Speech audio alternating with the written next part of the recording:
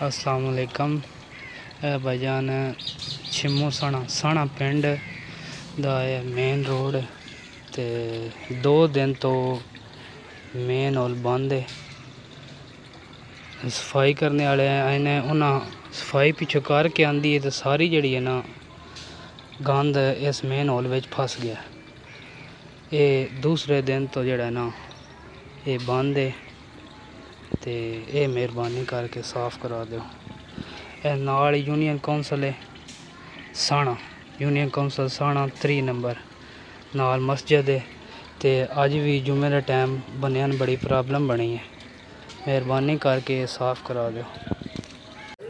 वेखो ना माल गुजर रहा ते विच डिग पिया माल ते ये बड़ी प्रॉब्लम है ते मेहरबानी करके साफ़ करा दो।